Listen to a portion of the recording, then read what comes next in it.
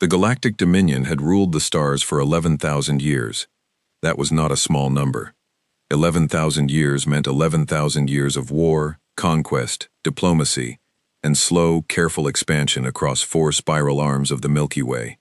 It meant hundreds of member species, thousands of colony worlds, and a military force so large that most junior admirals never saw its full size on a single map. It meant bureaucracies inside bureaucracies, records offices with their own records offices, and a central intelligence database so complete that the Dominion's High Council liked to say, with total seriousness, that nothing in the galaxy happened without them knowing about it first. They were wrong. They just did not know it yet. The signal came in at 0311 Standard Time, picked up by a long-range relay station near the outer edge of what the Dominion called the Quiet Fringe, a stretch of space at the very rim of charted territory, named that way because nothing ever happened there. The relay station was small, automated, and largely forgotten.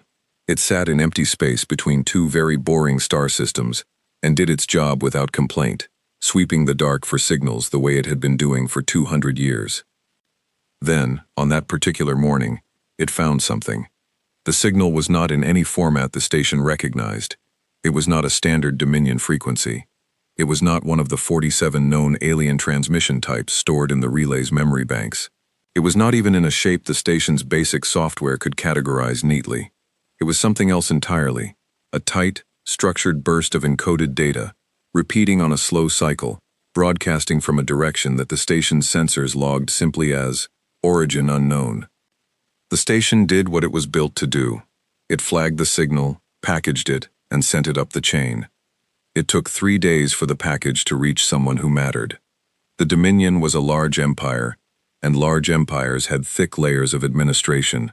The signal passed through a local relay hub, then a sector processing center, then a regional intelligence sorting office, and finally landed in the in-tray of a mid-level analyst named Vos Terran, who worked in a gray building on a gray planet in the administrative heart of the Dominion. Vos Terran was good at his job. He was not brilliant, not inspired, but he was careful, and careful was what the job required. He opened the package, read the origin flag, noted the unusual format, and did not immediately delete it as noise, the way some of his colleagues might have. Instead, he ran it through the standard identification suite. No match. He ran it through the extended suite. No match. He ran it through the full historical archive, which contained every recorded transmission type going back 6,000 years. No match. Vos Terran sat back in his chair and looked at the signal for a long moment. Then he wrote a report, marked it as a low-priority anomaly, and sent it up to his supervisor. His supervisor, a woman named Director Lena Mast, was not the type to ignore anomalies.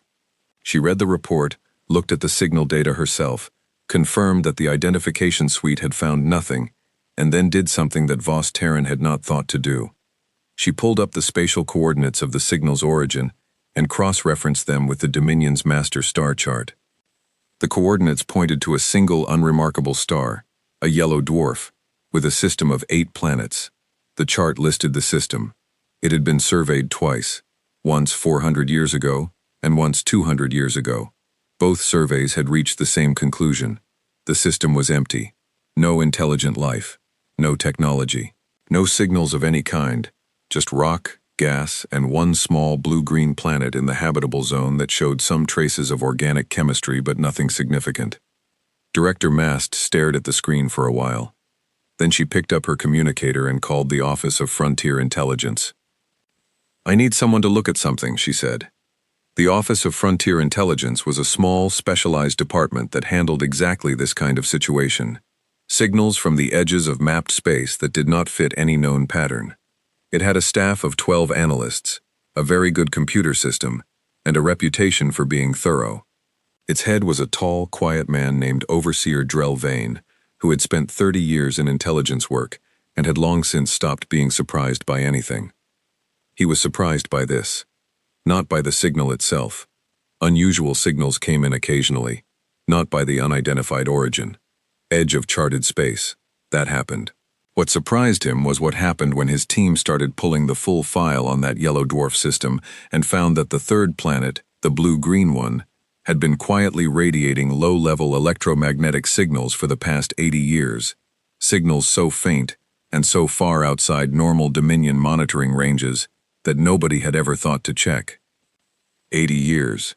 Whoever was down there had been transmitting for 80 years, and the Dominion, with its vast intelligence network, its 11,000-year institutional memory, its army of analysts and satellite relays and monitoring stations, had missed it completely. Overseer Vane looked at his team looked at him. "Who are they?" one of the analysts asked. "Unknown," Vane said. "Get me everything." What followed was 3 weeks of very intense work. The Frontier Intelligence Team pulled every scrap of data from the relay station, retasked 2 observation satellites to get closer looks at the system, and ran the signal through every decryption and translation algorithm they had. What came back was unsettling, in ways that were hard to describe. The signals were clearly technological. They were structured, layered, intentional. The electromagnetic leakage from the planet showed the unmistakable signature of heavy industrial activity: power generation, communications, transportation, manufacturing. The third planet was not a world with traces of organic chemistry. It was a world with cities, lots of them. But that was not the unsettling part. The unsettling part was what the team found when they finally cracked enough of the signal structure to start pulling images. Not pictures of the planet itself, but images the planet was broadcasting. Entertainment, news, communication between surface stations. Images of the beings who lived there. They were bipedal, symmetrical, soft-skinned, no exoskeleton, no scales, no natural armor of any kind. They had 2 eyes, 1 mouth, 2 ears, and a face that was surprisingly expressive. They moved quickly. They argued a lot. They built things at a pace that the analysts found genuinely difficult to track across even the small samples they had recovered. "We've never cataloged this species," one analyst said, pulling up the master species database. "They're not in the records." "Run it again," Vane said.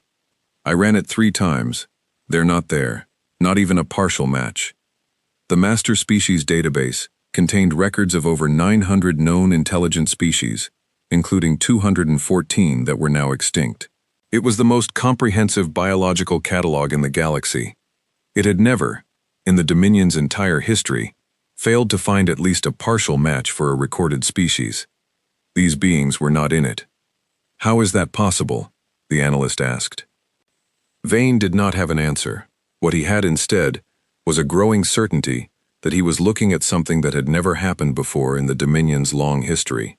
A species that had reached a significant level of technological development without the Dominion ever noticing. A species that was, by every measurement his team could apply, completely unknown.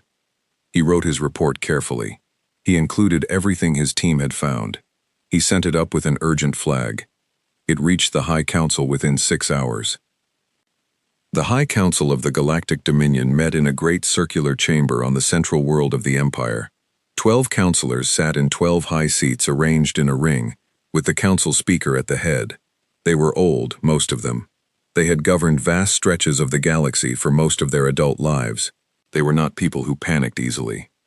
They came very close to panicking now. The report landed in the middle of a routine session about trade route maintenance. The session was immediately suspended. The counselors read the report. Several of them read it twice. Then they sat in silence for a while.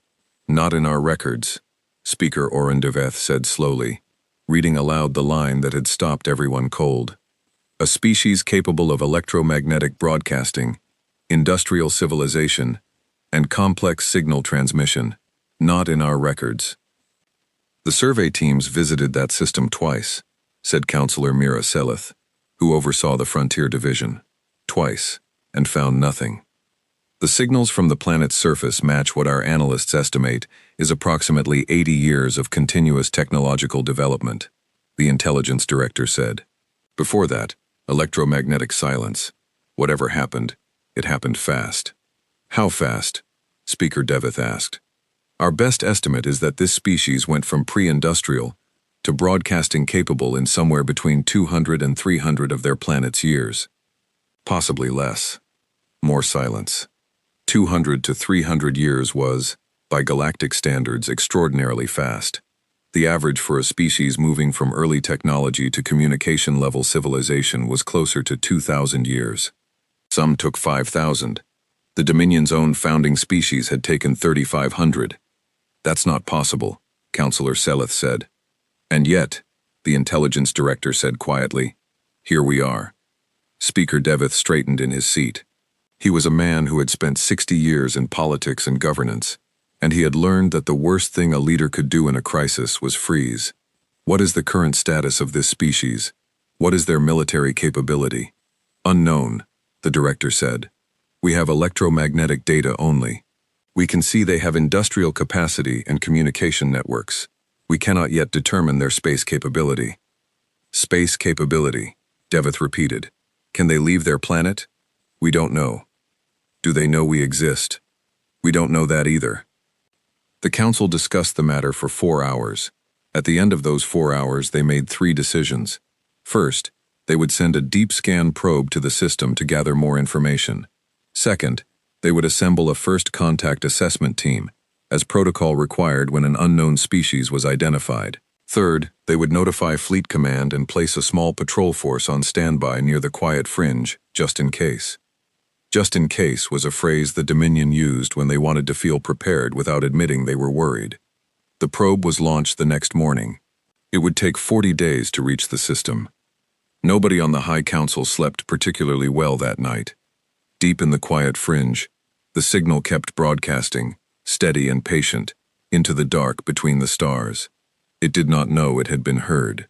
It did not know that 11,000 years of galactic history had just developed a crack in it, quiet as a fault line settling, invisible until the moment it was not. Back on the blue-green planet, in a control room somewhere on the northern continent, a technician adjusted a dial, checked a readout, and wrote in a log that all systems were nominal. She poured herself a cup of coffee, looked out the window at a gray autumn sky, and thought about nothing in particular. She had no idea that the galaxy had just noticed her world. None of them did. Not yet. The probe came back 40 days later with enough data to fill a small library. Overseer Drell Vane sat in his office with his entire team and went through the results one section at a time, starting with the physical data on the planet itself and working outward. They did not hurry. They could not afford to get anything wrong. The planet was called, in the Dominion's internal naming system, Frontier Object 7741C. Nobody on the High Council had felt comfortable giving it a real name yet, as if naming it would make the situation more real than it already was. The probe's long-range sensors had done a thorough sweep from outside the system's edge, staying far enough away to avoid detection, while still getting excellent data. What the data showed was a civilization in full swing. The third planet had a population that the probe's atmospheric and thermal sensors estimated at somewhere between 7 and 10 billion individuals. 7 to 10 billion. For comparison, the Dominion's founding species had numbered around 4 billion at their equivalent stage of development. The planet's surface was heavily built up. Urban centers, road networks, agriculture at industrial scale, light pollution visible from orbit. But the planet's surface was not the most interesting thing the probe had found. Show me the space infrastructure data, Vane said. One of his analysts brought it up. The room went quiet in a way that had nothing to do with noise. The species, the ones not in the records, the ones who had appeared from nowhere, had been busy. The probe had counted 9 active artificial satellites in low orbit, another 14 in higher orbits, 3 distinct space stations of varying size, what appeared to be a permanent installation on their planet's single large moon, and multiple signatures consistent with spacecraft in transit between the planet and the moon, and between the planet and at least 2 other bodies in the system. They were not just on their planet, they were moving around their own solar system, actively, routinely. The moon installation, Vane said. How large? Substantial. The thermal readings suggest ongoing habitation, maybe a few thousand individuals, possibly more. And the other system bodies? Which ones? The 4th planet, a red, dry world, has surface disturbance consistent with mining or construction. The 6th planet is a gas giant, and there are small signatures near 2 of its moons that could be research outposts or early-stage resource operations. Vane turned to his senior analyst, a woman named Prell. What's your read on their technological level, honestly? Prell had been doing this work for 20 years. She took her time before answering.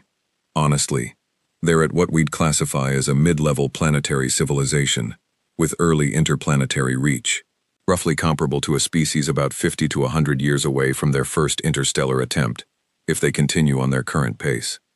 50 to 100 years, Vane repeated. At their current pace. But I want to flag something. Prell pulled up a graph on the main screen. It showed a curve of what her team had labeled technological acceleration over time, estimated from the electromagnetic data. This species doesn't follow the normal development curve. Every species we've ever cataloged shows a gradual slope upward over time. Slow early, medium middle, fast late. This species shows something different. The graph was a nearly vertical line for the last 150 years of estimated data. They keep speeding up, Prell said. There's no plateau. There's no slowdown for integration or consolidation. They just keep going faster. Whatever problem they face, they solve it. And then they immediately use that solution to tackle the next problem. It's almost like they treat every obstacle as a challenge they personally need to defeat. The room was quiet again. Is that unusual? One of the younger analysts asked. We've never seen anything quite like it, Prell said. Some species are driven, some are innovative. But this, she looked at the graph, this looks like a species that competes with itself, like they're racing against each other and against time simultaneously. Overseer Vane thought about that for a moment. What about their military capability? Weapons? Defense systems? The probe couldn't get close enough for detailed military assessment without risking detection, Prell said. But based on their industrial output and technological level, they would have some form of space-capable weapon systems. You don't get to this level without stumbling into the concept of force projection. Whether it's developed and how capable it is, we genuinely don't know. Vane nodded slowly. Prepare the full report. Everything. I'm taking it to the council personally. He took it to the council the next morning. The 12 councillors read it in silence. Speaker Devith read it twice, the same way he had read the first report. When he finished, he set it down on the table in front of him with a care that suggested he was thinking very hard about something. They're expanding into their own solar system, Councillor Selith said. That's faster than expected. Much faster, Intelligence Director Ferris said. He was a heavy-set man who spoke in short, careful sentences. Our original estimate based on the first signal data placed them as pre-space. The probe data has significantly revised that estimate. Pre-space to active interplanetary presence, Devith said, and we still don't know who they are. Correct. We don't know what they call themselves. We don't know their history. We don't know their governance structure, their cultural values, their capacity for hostility or cooperation. Correct. We don't know if they've detected the probe.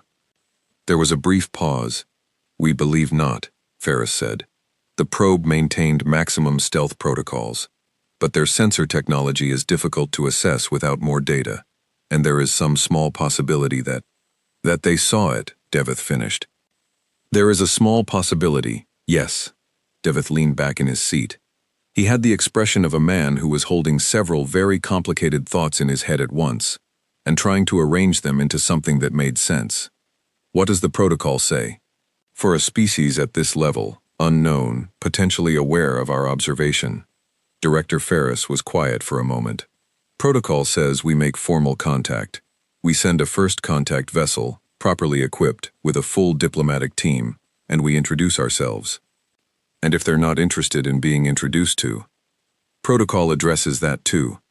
We assess their response. If they're hostile, we withdraw and establish a buffer zone. If they're cooperative, we begin the standard integration assessment. If they're somewhere in between, we proceed carefully. But they're not in our records, Councillor Mira Selith said quietly. She said it like it was still bothering her, like she had been turning the fact over in her mind for days and could not make it sit still. Every species we've ever encountered we had records of. Surveys, biological samples, behavioral observations. Even the ones we found early, before they reached this level. We had files on them. We were watching them. We knew they existed. We missed these ones entirely, Ferris agreed. How? She asked. It was the question nobody had a satisfying answer to. The survey ships had visited the system. They had scanned the planet. They had logged it as biologically interesting but not significant. They had moved on. Something had happened after those surveys, something that had transformed a world with nothing worth noting into a world with 9 billion people and an active presence throughout its solar system, and it had happened fast enough that the Dominion's routine monitoring, spread thin across thousands of systems, had simply not caught it. "We got lucky the relay station picked up that signal at all," said Director Ferris. "If it had broadcast on a slightly different frequency, or if the station had been 5 light minutes further away, we might not have caught it for another decade, maybe 2. "And in a decade?" Deveth asked. Nobody wanted to answer that. The graph in the report, that steep, still accelerating curve, answered it for them. After another long discussion, the Council made a new decision. They would not rush a first contact mission. They needed more information first. Instead, they authorized a second probe mission, this one with more advanced sensors and a slightly shorter standoff distance. They also ordered Fleet Command to quietly move a small task force, 5 ships, nothing conspicuous, closer to the quiet fringe. Not as an aggressive move, just as a precaution. Fleet Admiral Tessa Morn received the order in her office aboard the Dominion Command Station Argent Crown and read it with a professional neutrality that she maintained for exactly as long as it took her to finish the document. Then she called in her second officer and asked him to pull the full mission brief. "Unknown species," she said, reading the summary. "Not in our records. Active interplanetary capability. Rapid technological development curve." She paused. 5 ships. "That's what the order says, Admiral." 5 ships, she said again, not liking the number, but not yet sure why. "Fine. Pull the Ardent, the Calyx, the Vaughn, the Rel, and the Star Whisper. Standard patrol configuration. We go to the edge of the fringe, and we watch. Nothing aggressive. Eyes only." "Yes, Admiral." She looked at the report again after her second officer left. Her eyes stopped on one line. Development rate estimated at 4 to 6 times the galactic average, with no observed deceleration. 4 to 6 times. She thought about that for a long time. On the blue-green world that the Dominion's records did not have a proper name for, things were moving fast. They always moved fast, there. It was one of the things about that world. The pace never really slowed. Somewhere on the night side of the planet, in a facility built on the edge of a cold desert, a team of engineers was running diagnostics on a new type of drive system they had been developing for 3 years. It was smaller than anything they had built before, more efficient, and it pushed output numbers that their theoretical models had told them were probably possible, but their senior engineers had not quite believed, until they saw the test data. The project lead, a tired woman with short gray hair and excellent instincts, looked at the numbers for a long time. Then she picked up her communicator and called her supervisor. "The jump fold prototype works," she said. "It actually works." Her supervisor was quiet for a moment. "How well?" "Better than we modeled. If we can scale this up, we're looking at transit times that cut our current interplanetary windows in half, maybe more." "Can we scale it up?" "We already started," she said. "I figured we'd better." She hung up and went back to her screens. Outside, the desert was dark and cold and full of stars. She did not know that 5 warships from an 11,000-year-old empire were quietly moving toward her solar system. She would not have been particularly worried if she had. That was one of the things about that world, too. The second probe came back with better pictures and worse news. Overseer Vane looked at the new data and felt, for the first time in his long career, something he could only describe as unease. Not fear exactly. He was not the type to be afraid easily, but unease. The feeling that something was moving faster than it should, in a direction that was hard to predict. The data from the second probe, which had gotten significantly closer than the first, showed a civilization that had not slowed down at all in the 40 days between missions. If anything, the pace had picked up. New structures were visible on the surface of the 4th planet, the dry red one, that had not been there in the previous scan. The moon installation had grown, and there were new signals in the system, dense clusters of communication traffic that the probe's analysis software estimated had roughly tripled in volume since the first survey. But none of that was the thing that was keeping Vane awake at night. The thing that was keeping him awake at night was a single reading from the probe's passive sensor array, recorded on the second day of the mission. For approximately 11 seconds, the probe had detected what its sensors logged as a directed scan, a focused beam of sensor energy sweeping through the region of space where the probe was hiding. The probe had immediately gone into full silent mode, and the scan had moved on. It had not returned. 11 seconds. Possibly a coincidence. Possibly routine space traffic management. Possibly the species testing a new sensor system in a random direction. Possibly they had found the probe. Vane brought this to Director Ferris, who brought it to the Council, who brought in Fleet Admiral Morn via secure communication link. The Admiral listened to the report and then asked the one question that mattered most. If they found the probe, what do they know? They know someone was watching them, Vane said. The probe is Dominion-made. Its hull carries our standard marker codes, which would be meaningless to them since they've never encountered us. But its technology level would tell them something. If they analyzed it, they'd know it was more advanced than what they can currently build. So they'd know they're not alone, the Admiral said. If they found it, yes. There was a long pause on the communication link. Then we proceed to contact, the Admiral said. Protocol is clear. If there's a possibility of detection, we make formal introduction before they have time to build up a threat picture based on incomplete information.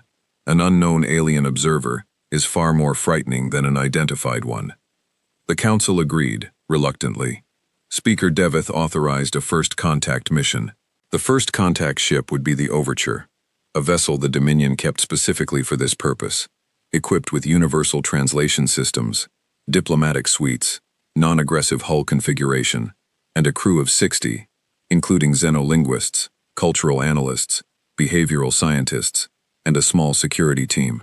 It was, by design, impossible to mistake for a warship. The Overture departed for the system 12 days later. It took 38 days to arrive. The crew spent those 38 days reviewing everything the probes had collected, trying to build a picture of who they were about to meet. The xenolinguists worked on the signal data, pulling apart communication structures, identifying recurring patterns, building what they hoped was at minimum a working framework for basic translation. The cultural analysts studied the entertainment broadcasts and news signals that the probes had collected, trying to understand how these beings thought, what they valued, what made them laugh, what made them angry. What they found was complex, contradictory, and deeply interesting.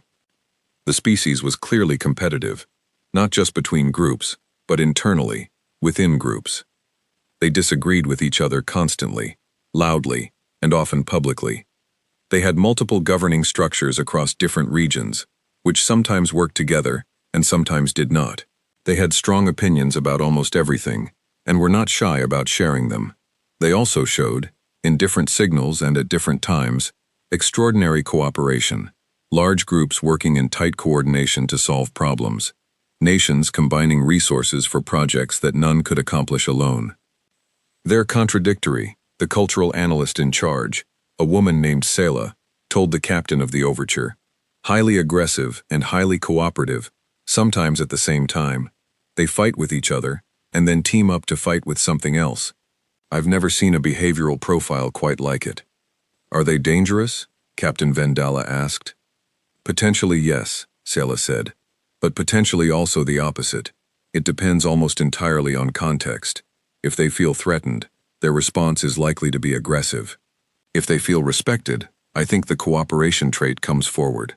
So we approach carefully, Dalla said. We approach very carefully, Selah said. The Overture came into the system from the outer edge, announcing itself. This was standard protocol. A first contact vessel did not sneak in. It broadcast its presence on all detectable frequencies, using a carefully designed introduction signal. Not aggressive, not submissive, just present. We are here. We know you are here. We want to talk. The response came back in 11 hours. It was in their language, the species' own primary communication tongue, dense and fast-moving and difficult. But the xenolinguists had enough of a framework to pull a basic meaning out of it. The response said, roughly translated and cleaned up for clarity, "We detected your probe. We have been waiting. Come forward and identify yourselves. Do not approach the third planet closer than the outer marker without clearance." The outer marker. They had put up markers. They had been waiting. Sela looked at her captain with wide eyes. They knew we were coming. Apparently, Dallas said in a very controlled voice. The overture followed the instructions. It stopped at the indicated distance and transmitted a full introduction package. Who the Dominion was, how large it was, what it wanted, and an explicit statement that this was a first contact mission conducted under peaceful intent. The xenolinguists had spent 30 hours preparing the introduction package. They had checked it 11 times. The response came back in 3 hours. It was longer this time. The xenolinguists worked for 4 hours to translate it fully. When they were done, they brought the result to Captain Dalla, and Dalla read it 3 times before she trusted herself to speak. The response said, in substance, "We know about the Galactic Dominion. We have been listening to your communication frequencies for 61 years. We know your language, your history, and the broad structure of your government. We have been waiting to see if you would come to us, or continue watching from a distance. We are not afraid of you. We are prepared to negotiate terms of contact. Please be advised that we are aware of the 5 warships you have positioned at the edge of our system. We have also positioned vessels. We suggest both sides stand down to avoid misunderstanding." Captain Dalla put the translation down. "They've been listening to us for 61 years, she said. "Yes," the chief xenolinguist said. "They know our language. Apparently well enough to produce a structured response in it. They know about the 5 warships." "Yes. And they have vessels in position." "Yes." Dalla was quiet for a moment. "Send this to the council. Full content, immediate priority." She paused. "And send a courtesy message to Admiral Morn. Tell her not to move the ships. On the Argent Command, the 5-ship task force that had been sitting quietly at the edge of the quiet fringe for the past few weeks, Fleet Admiral Tessa Morn received the message from the overture and read it with great attention. Then she did something she almost never did, which was walk out of her command center and stand at the observation window and just look at the stars for a while. The species had been listening to Dominion communications for 61 years. 61 years of sitting quietly in their system, building their civilization, building their technology, and also, in the background, quietly and methodically learning everything they could about the people who might one day come knocking. They had not panicked. They had not broadcast warnings or built weapons in a rush. They had just prepared, calmly, thoroughly, without anyone noticing. She thought about the development curve graph that Prell had shown the council, that near vertical line, 4 to 6 times the galactic average, with no deceleration.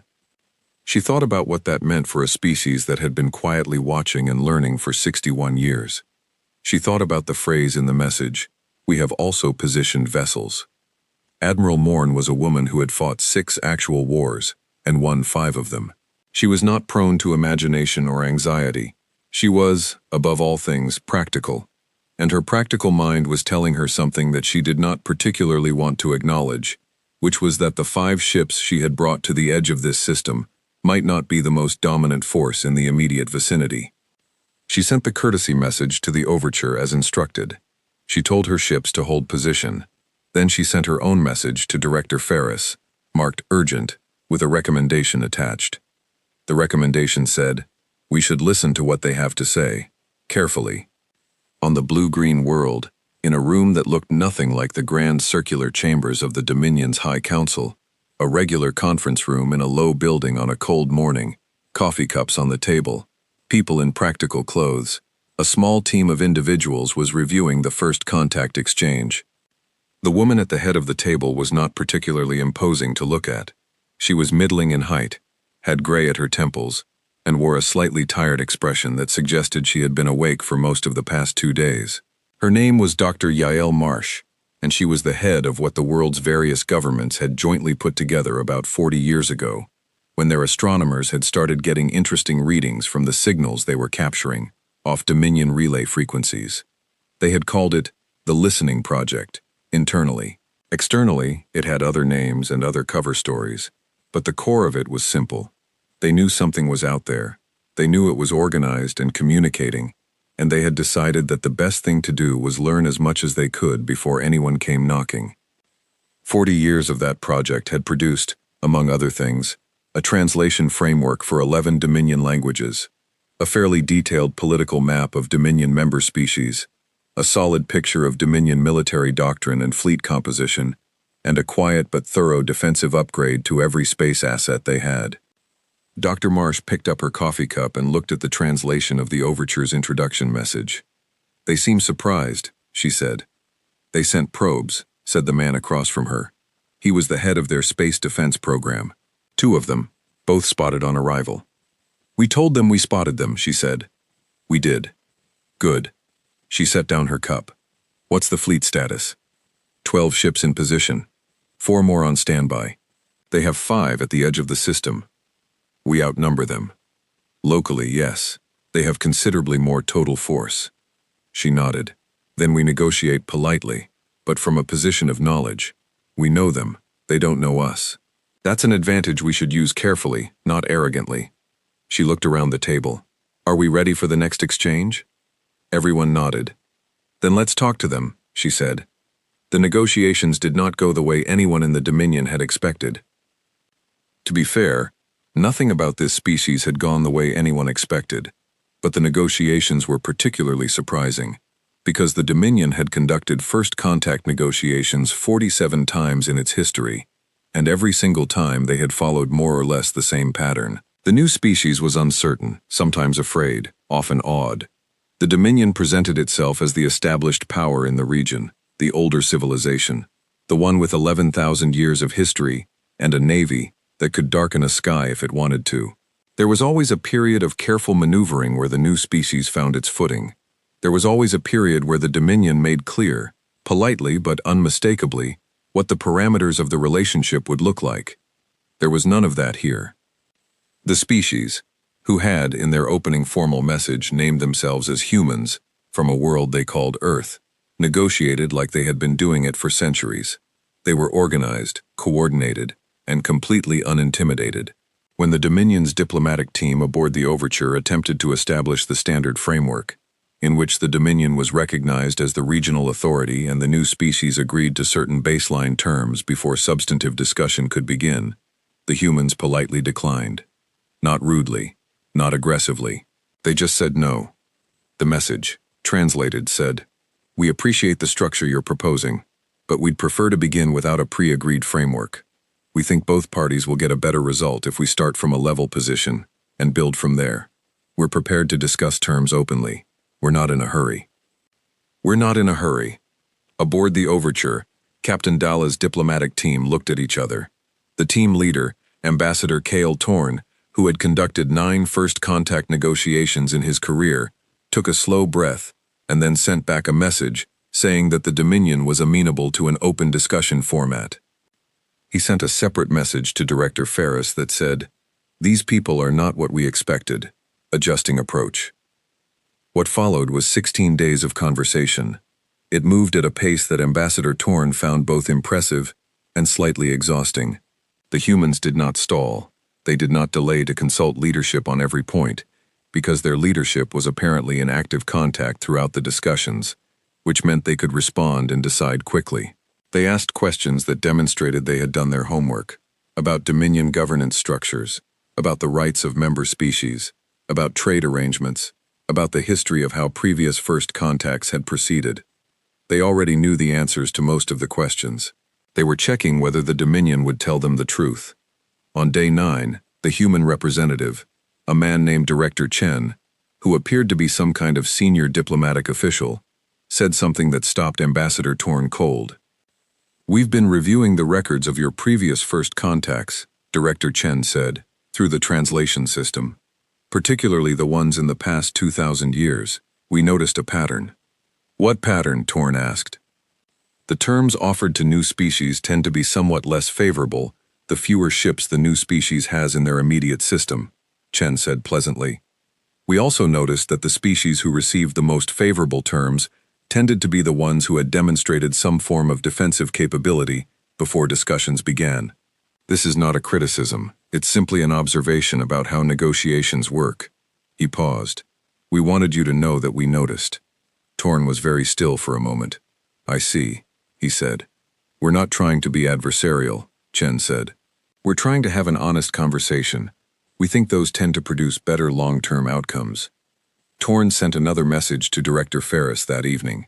This one said, "The humans know our negotiating history. They know our patterns. They are not naive. They want genuine terms, not favorable for us terms. Recommend we adjust our position significantly." Ferris brought it to the council. The council had a long, unhappy discussion. There was a faction that felt the Dominion was being treated with insufficient respect. There was a faction that felt the situation was genuinely unusual and required unusual flexibility. Speaker Devith sat at the head of the table and listened to both sides, and then said, in his careful way, that the question was not about respect, but about outcome. What kind of relationship did the Dominion want with these humans?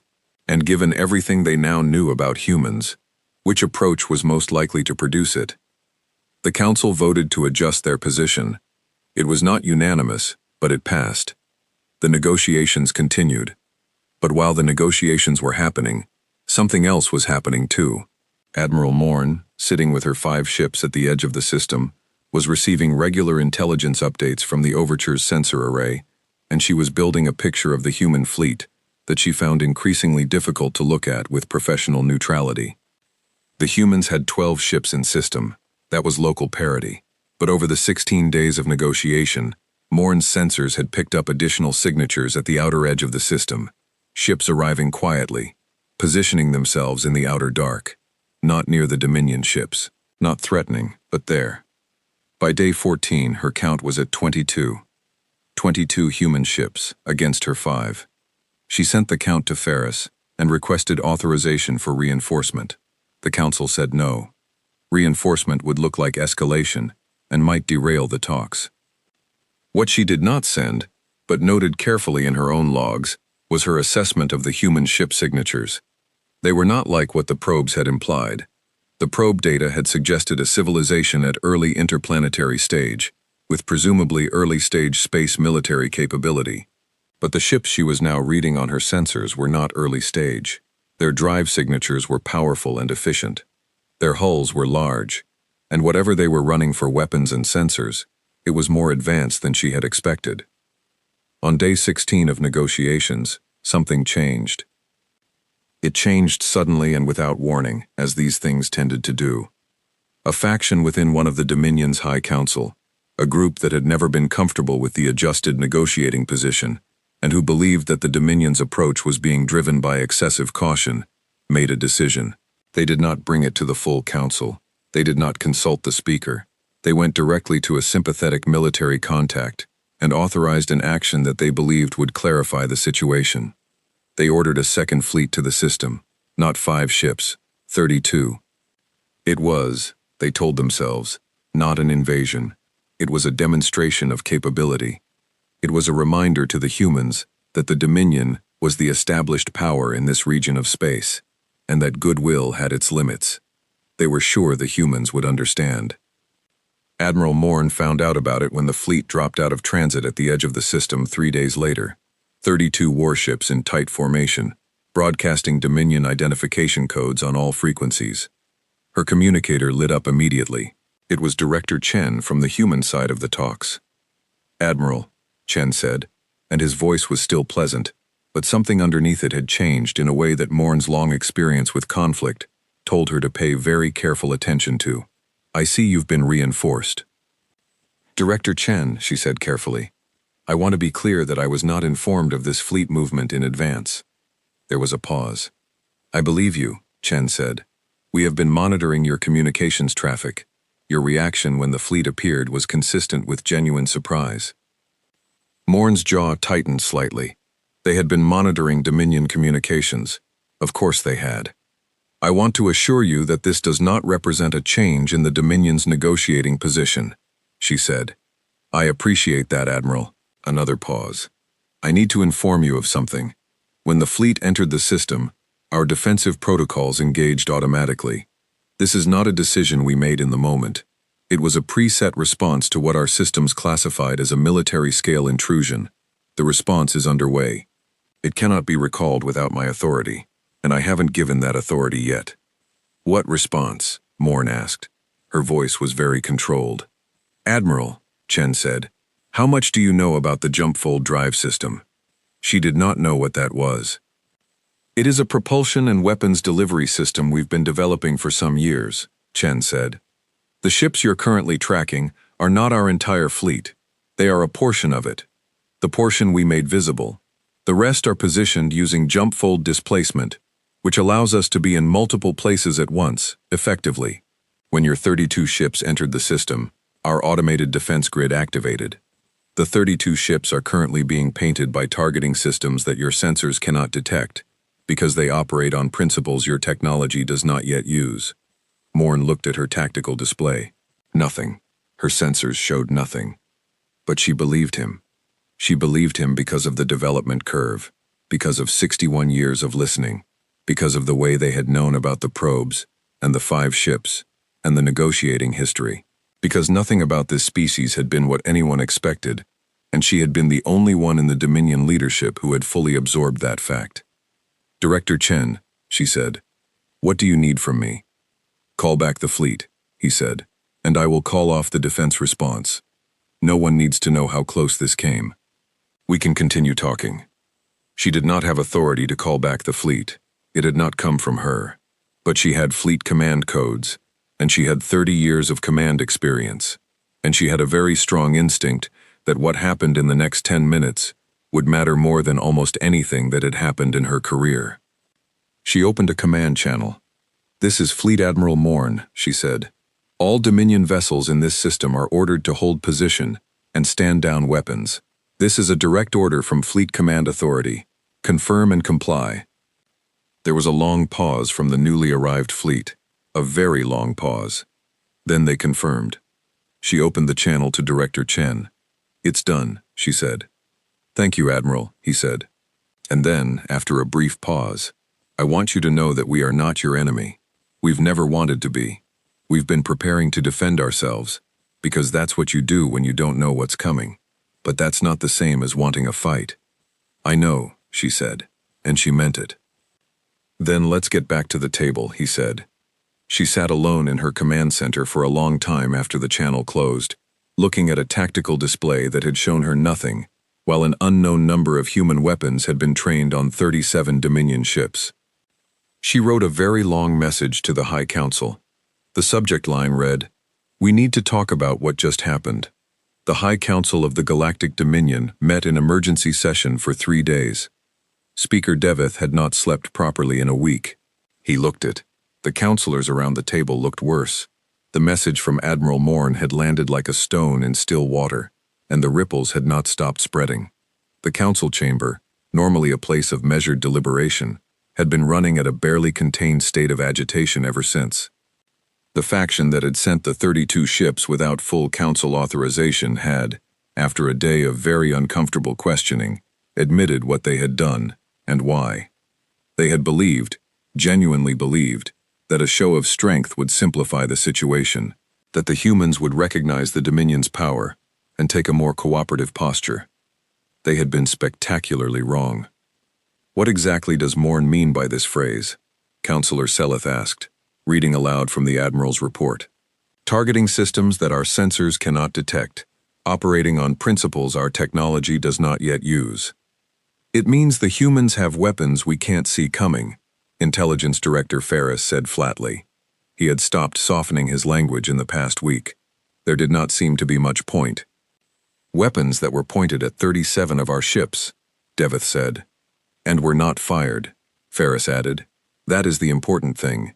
They could have fired, they did not. Because we stood down, said the counselor who had authorized the fleet movement, in the tone of someone grasping at something solid. Because Admiral Morn stood down, Ferris corrected, and because Director Chen authorized the stand-down of their defensive response. It was a choice on their part. They let us back away. That settled into the room like cold water. They let us, Devith repeated slowly. Yes. The speaker was quiet for a long time.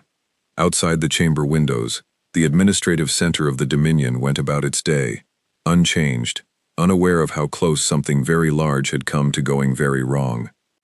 We need to understand what we are dealing with, Devith said finally. Not just militarily, comprehensively. Who are these humans? What do they want? What do they value? Because everything we assumed about them was wrong, and we cannot afford to keep operating on wrong assumptions. What followed, over the next several weeks, was the most intensive intelligence review the Dominion had conducted since its founding wars. Every piece of human data the probes had collected was reanalyzed, every frame of entertainment broadcast, every news signal, every intercepted communication. Linguists, cultural analysts, psychologists, historians, everyone who might bring useful tools to the problem was brought in. What they assembled over time was a picture that was complicated and detailed and, in places, genuinely humbling. The humans had not always been unified.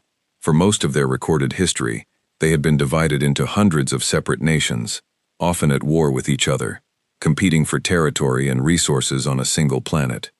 They had fought wars of extraordinary scale and cost. They had, on more than one occasion, come very close to destroying themselves entirely with weapons they had built and then immediately recognized as too dangerous to use on a large scale. And then, slowly, grudgingly, in the way that humans did most things, they had started to cooperate. Not because they had all agreed to agree, not because a great leader had imposed unity, not because some external threat had forced their hand, but because enough of them, enough times, had looked at the alternative and decided it was worse. They had argued their way to a kind of unity. A noisy, imperfect, still fractious unity, where people disagreed constantly and loudly, but where the underlying framework held, where the hard things got done, even when people were fighting about how. The Dominion's historians looked at this history and were, privately, astonished. Species that had nearly destroyed themselves in their early stages of development were not unusual. Several Dominion members had similar histories, but they had almost all required either outside intervention or extreme external pressure to move from conflict to cooperation. The humans had done it through a process that looked, from the outside, almost like sheer stubbornness. They had decided to survive, and then they had kept deciding it, every generation, until it became structural. And every problem they had encountered along the way, resource scarcity, climate disruption, disease, political collapse, they had treated not as an inevitable catastrophe, but as a puzzle that was annoying them personally and needed to be solved. Prell, the senior analyst, wrote in her final report, "The human developmental curve is not an anomaly. It is the expected output of a species with this psychological profile applied at civilizational scale. They are not faster because of luck or resources. They are faster because they do not accept that slow is the only option. They look at a problem and they compete with it. Then they share the solution, compete with the next problem and repeat. This pattern does not appear to have an upper limit." Director Ferris read that last line several times. This pattern does not appear to have an upper limit.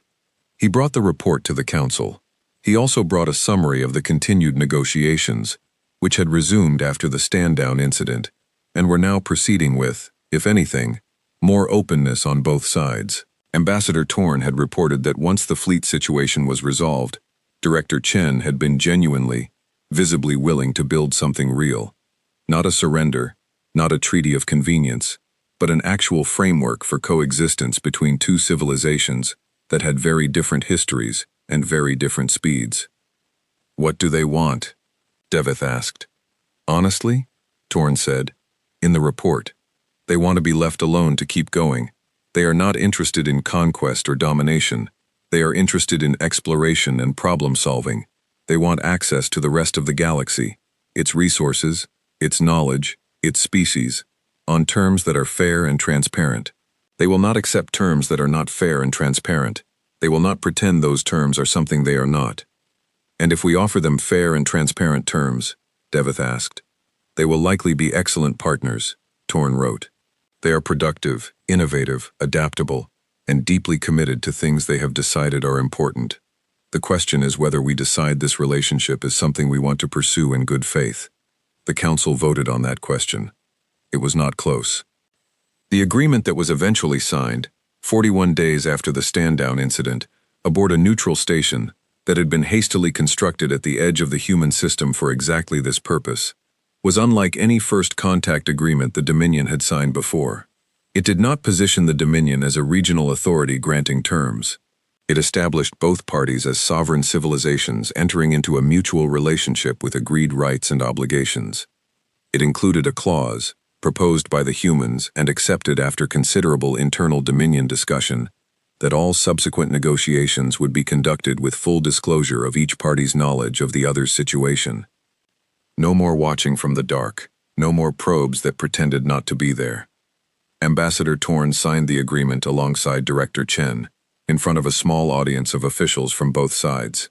Chen shook Torn's hand afterward, a human gesture that Torn had learned meant goodwill and concluded business, and said, in Dominion standard that was accented but very clear, "Next time, come and knock first."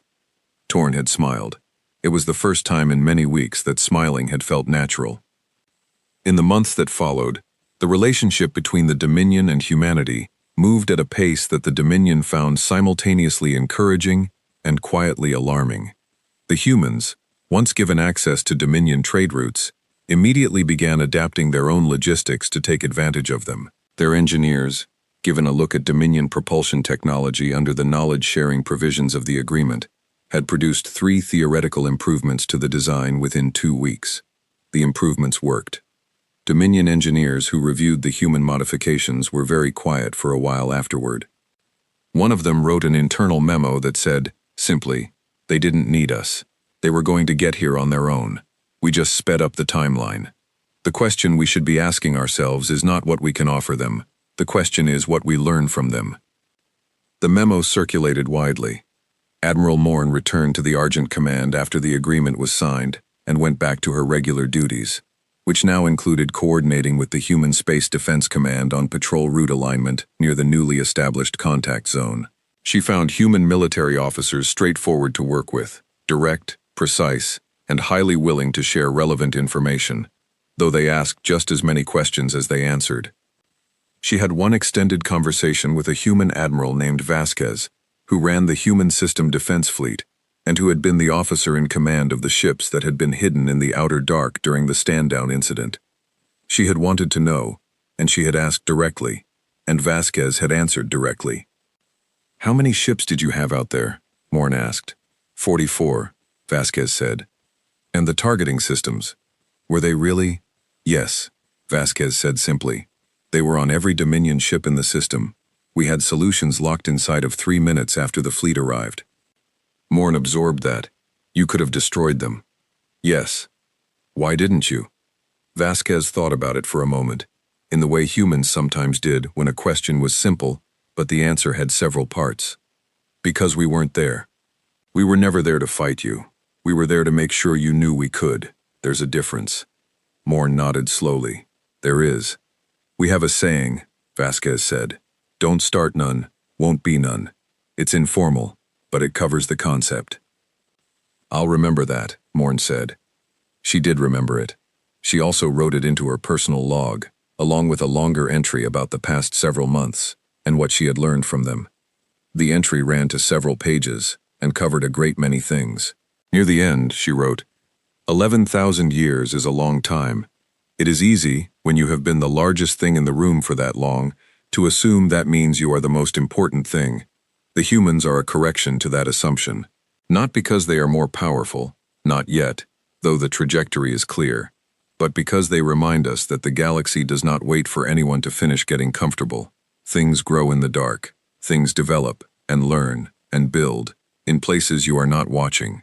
And then one day you pick up a signal you did not expect, and you discover that the galaxy is larger and stranger than your 11,000 years of records suggested."